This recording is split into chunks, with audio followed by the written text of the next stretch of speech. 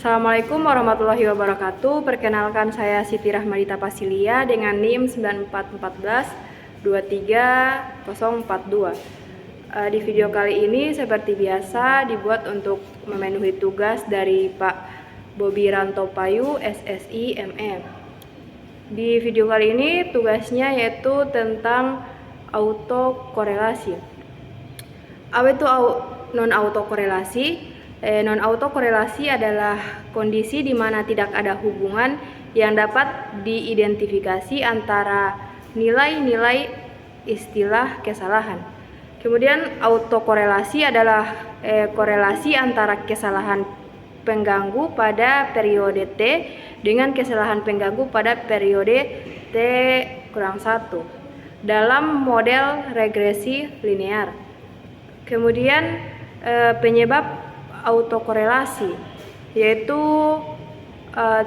model regresi tidak sesuai dengan pola data. Misalnya model linear digunakan untuk data yang sebenarnya non-linear. Selanjutnya dampak autokorelasi yaitu autokorelasi menyebabkan pada error tidak terprediksi yang berdampak pada keakuratan prediksi model. Selanjutnya cara mengatasi autokorelasi yaitu terapan metode estimasi seperti generalized least squares atau GLS atau selanjutnya kita masuk pada cara pengolahan data autokorelasi. Pertama kita masuk pada SPSS. Kemudian ini kita gunakan data yang telah kita gunakan sebelumnya. Lalu setelah itu masuk pada menu Analyze, lalu ke menu Regression. Setelah itu linear. Kita pindahkan.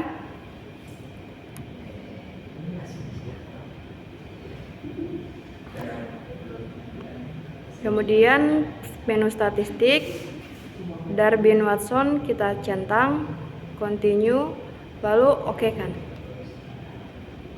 Inilah hasilnya yang kita lihat pada tabel model summary Darwin-Watson. Nah, sekarang kita masuk pada hasil interpretasi uji autokorelasi. Bertujuan untuk menguji apakah dalam model regresi linear ada korelasi antara kesalahan pengganggu pada periode T dengan kesalahan pengganggu pada periode T-1. Nah, di sini kita lihat model summary yang telah kita dapatkan tadi. Hasilnya itu di tabel Darwin-Watson 1.501. Nah, kemudian ada tabel Darwin. Keterangan di sini simbol K pada tabel menunjukkan banyaknya variabel bebas atau penjelas, tidak termasuk variabel berikut. Simbol N pada tabel menunjukkan banyaknya observasi. Di sini kita menggunakan yang keempat ini, yaitu dengan DL itu 0.6321 dan DU-nya 2.0296. Maka K sama dengan 4. 4 itu adalah jumlah variabel independen X1, X2, X3, dan X4. N 14, total responded.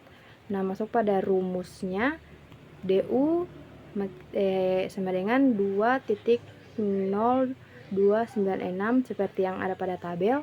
Kemudian 4 kurang DU itu sama dengan 4 kurang 2.0296 sama dengan 19704. Ini rumusnya. Kemudian nilai D ini hasil dari tabel Darwin tadi, yaitu saya punya menghasilkan 1.501. DL-nya 0.6321. Syarat yang pertama, jika D lebih kecil dari DL atau lebih besar dari 4 kurang DU berarti terdapat autokorelasi. 2. Jika D terletak di antara DL dan 4 kurang DU berarti tidak terdapat autokorelasi.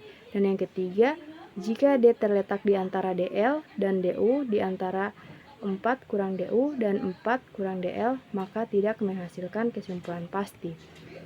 Nah, masuk pada interpretasi. Berdasarkan tabel DL sama dengan 0.6321 dan DU sama dengan 2.0296. Berdasarkan tabel perbandingan nilai DU sama dengan 2.0296 dan 4 kurang DU sama dengan 1.9704. Nilai D 1.501. Terletak di antara 0.6321 kurang dari 1.501 lebih dari 1.9704 yang artinya tidak terdapat autokorelasi. Nilai DL kurang dari nilai D. Nilai D lebih kecil dari nilai 4 kurang DU. Jadi hasil dari regresi data-data saya hasilnya yaitu tidak terdapat autokorelasi.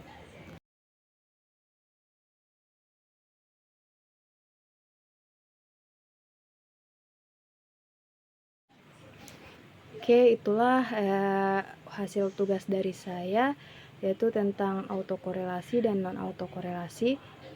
Lebih dan kurangnya saya mohon maaf. Wabillahi taufiq wal hidayah. Wassalamualaikum warahmatullahi wabarakatuh.